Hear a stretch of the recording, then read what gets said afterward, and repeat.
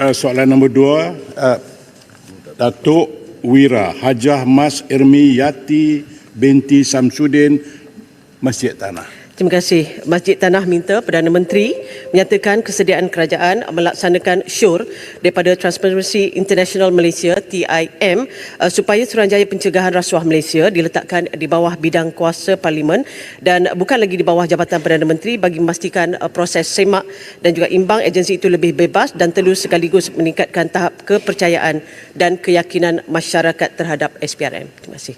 Terima kasih. Saya lihat Masjid Tanah sungguh sekarang ini kali minggu keempat dikemukakan, sebab itu saya masukkan juga walaupun ada soalan-soalan lain oleh pihak pembangkang, tapi kerana ketekunan dia mengulangi soalan ini 4 kali berturut-turut. Baik, ikut peraturan dan perundangan sekarang, SPRM itu adalah badan yang bebas. Sebab itu bila saya ambil alih, saya tidak memilih untuk menukar Ketua Pesuruhjaya SPRM telah dilantik oleh Paguh untuk tidak menimbulkan persepsi bahawa seorang Perdana Menteri baru akan melantik seorang Ketua SPRM yang baru. Sebab itu saya kekalkan. Dan peraturan undang-undang sekarang ini menjamin kebebasan SPRM dan tidak tertakluk di bawah arahan Perdana Menteri. Jadi cadangan yang dikemukakan dan untuk memperkukuhkan kedudukan dia, maka dalam peraturan sekarang ini ada tanggungjawab khas mengenai rasuah, lembaga penasihat pencegahan rasuah, jawatan kuasa aduan, panel penilaian operasi dan panel perundingan dan pencegahan rasuah. Sebab itu jika dibangkitkan, dan memang sudah ada kajian setakat ini kerana mantan-mantan Perdana Menteri yang lalu juga telah mengambil beberapa inisiatif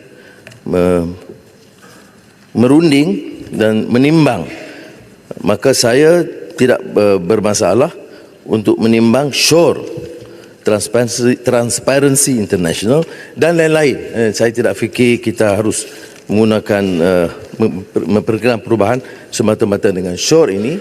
Kita juga tentulah sebaik ada perkembangan, SURE ini haruslah dikemukakan kepada jawatankuasa pilihan khas Parlimen untuk meneliti supaya keupayaan SPRM itu akan dapat ditingkatkan dan tidak ada kekangan dan campur tangan yang dibimbangi akan menjejaskan usaha pelaksanaan membantras rasuah yang saya anggap sudah menjadi sistemik dalam negara kita. Baik, jemput Masjid Tanah. Terima kasih Yang Berhormat Tambun. Kenegaraan Yang Berhormat Tambun begitu serius dalam membasmi rasuah sebagaimana di dalam tawaran harapan kita muka surat 37 berkenaan dengan menyatakan pencalonan Ketua Suruhanjaya SPRM perlu disemak oleh jawatankuasa pilihan khas Parlimen yang duipartisan bagi menjamin pelantikan calon yang neutral tanpa melindungi mana-mana pihak. Jadi soalan dan kebetulan kedengaran bahawa Ketua Pesuruhjaya SPRM akan tamat dalam beberapa masa bulan lagi. Soalan saya, bolehkah Yang Berhormat Perdana Menteri memberi jaminan bahawa pelantikan baru ataupun penyambungan kontrak Ketua Pesuruhjaya sekarang akan dibawa ke jawatankuasa khas Parlimen dengan segera untuk dibincangkan? Jika tidak, tidakkah ini akan memberikan gambaran bahawa komitmen Perdana Menteri terhadap agenda reformasi ini sudah tiada, malah jika pelantikan dibuat sendiri oleh Yang Berhormat Tambun sebagai Perdana Menteri akan memperkuatkan lagi sangkaan rakyat bahawa ada deal yang sedang diatur oleh Perdana Menteri. Terima kasih.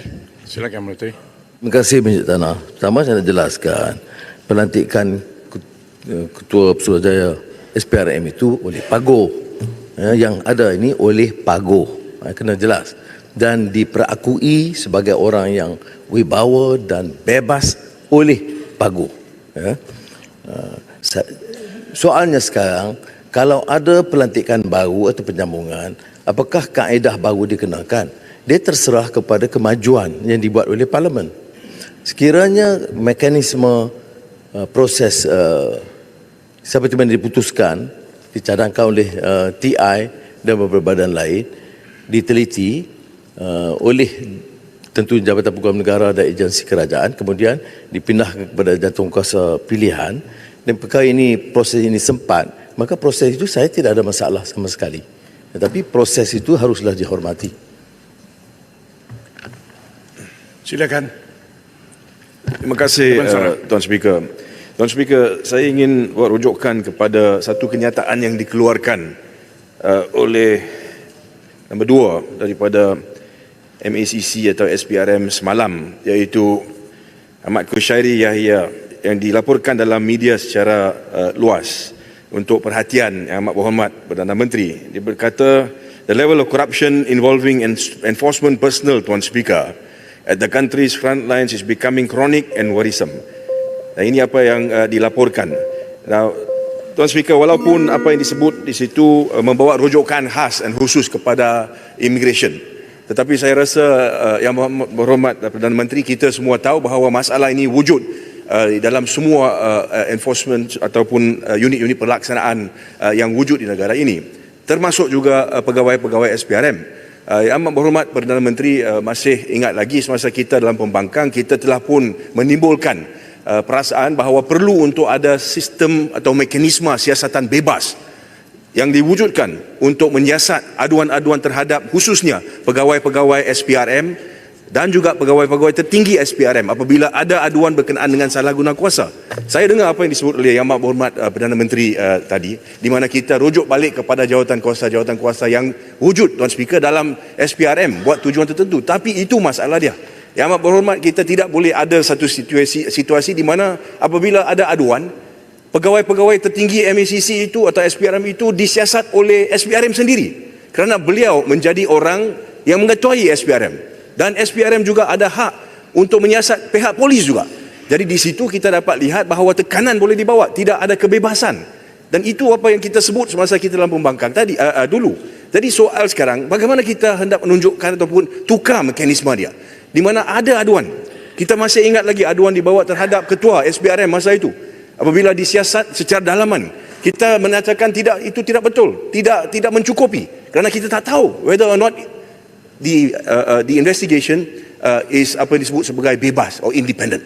Jadi soalan saya kepada Yang Amat Berhormat Perdana Menteri pagi ini, maju ke depan, apakah langkah-langkah yang akan diambil oleh kerajaan untuk pastikan bahawa sekiranya ada aduan, khususnya berkenaan dengan pegawai-pegawai SPRM yang tertinggi, yang memang banyak wujud dia, bagaimana kita akan pastikan bahawa siasatan itu dijalankan oleh pihak bebas, dan juga Parlimen ada kuasa untuk kita tanya, inquire, siasat balik tanya, membuat pertanyaan berkenaan dengan apa yang disebut sebagai siasatan-siasatan selepas siasatan-siasatan itu telah pun dilengkapkan. Yang Amat Berhormat, sekiranya saya dapat jawapan. Terima kasih, Tuan Speaker. Terima kasih.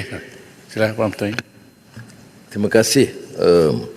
Saya masih ingat pendirian itu tidak berganjak.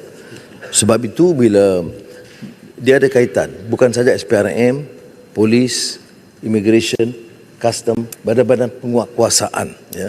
Bila ada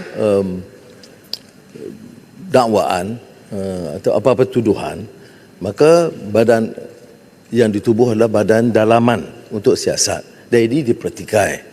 Sebab itu untuk polis dicadangkan APCMC. Tetapi itu dipersoalkan kerana mengapa dituju hanya kepada polis. Jadi sekarang saya telah minta Peguam Negara kaji semula cadangan awal supaya ada mekanisme untuk semua badan penguatkuasaan. Ya, kalau ada pertuduhan khas terhadap pegawai SPRM atau immigration atau custom atau polis, maka ada badan bebas, ya, dalam bentuk sama ada Suruhanjaya, saya belum pasti, tapi sudah ada arahan kepada Jabatan Peguam Negara untuk mengemukakan cadangan supaya badan-badan penguasaan ini tidak menyiasat sendiri, tetapi ada satu badan lain yang bebas yang akan menyiasat. Perkara ini saya rasa tidak begitu suka kerana ada cadangan awal. Cuma saya nak tekankan di sini, bila timbul isu IPCMC itu, yang dipertikaikan oleh pihak polis ialah mengapa dituju khusus kepada mereka, pada permasalahan itu harus melibatkan semua agensi penguatkuasaan. Jadi pada pendapat saya, ini suatu cadangan lebih baik, iaitu satu badan bebas yang boleh mengambil tindakan, menyiasat, mengambil tindakan terhadap semua aduan atau tuduhan terhadap badan penguatkuasaan. Ya, ini termasuk saya tegaskan semula polis, SPRM, custom, immigration dan lain-lain yang berkaitan. Datuk Speaker, boleh tambah satu soalan? Minta Kerana maaf, isu kita penting. ada Satu saja. Boleh. saya. Okey. Terima kasih. Terima kasih Datuk Speaker, terima kasih Perdana Menteri. Saya ucapkan tahniah kepada Perdana Menteri kerana usaha teruskan membanteras rasuah. Walau bagaimanapun saya ingin mencadangkan kepada Perdana Menteri bahawa kita kena menangani masalah rasuah ini pada fundamentalnya, pada asasnya, iaitu rasuah pada peringkat politik. Ya. Jadi iaitu adakah Perdana Menteri ingin meneruskan cadangan untuk membangunkan undang-undang pendanaan politik, ya, seperti mana berlaku kepada Pagoh dan Tasrik Gulugor, dan kita harus ada undang-undang pendanaan politik, mungkin pendanaan politik by the state, political funding by the state. Dan saya mohon penjelasan penerangan daripada Perdana Menteri, bilakah usaha ini akan dilaksanakan. Terima kasih. Terima kasih. Betul. Terima kasih Yang Bertua, terima kasih Bayan Baru. Perkara cadangan awal tentang pendanaan politik itu masih di peringkat menteri yang bertanggungjawab dalam undang-undang. Pada dasarnya kita setuju, tapi oleh kerana disentuh soal Pagoh tadi tak tepat. Ini bukan soal pendanaan politik. Itu yang pertuduhan kalau tengok ialah kaitan dengan kontrak yang diberikan. Satu parti yang dapat wang, sekarang undang-undang dia terlepas. Tetapi kalau satu parti dapat wang akibat daripada kontrak yang diberikan, maknanya saya berikan kontrak kepada syarikat A, syarikat itu derma kepada parti saya, itu dia masuk dalam kategori rasuah. Jadi harus dibedakan. Kerana banyak yang mengelirukan soal ini seolah-olah parti boleh terima. Betul. Dalam keadaan undang-undang sekarang, parti boleh terima. Tetapi kalau saya luluskan atau saya berkait dengan luluskan satu syarikat berapa ratus juta, kemudian dia derma kepada parti saya atau akaun peribadi saya atau syarikat peribadi saya, dan kita nak kata tindakan itu zalim, itu tak menasabah, maknanya kita nak pertahankan rasuah. Ini masalah.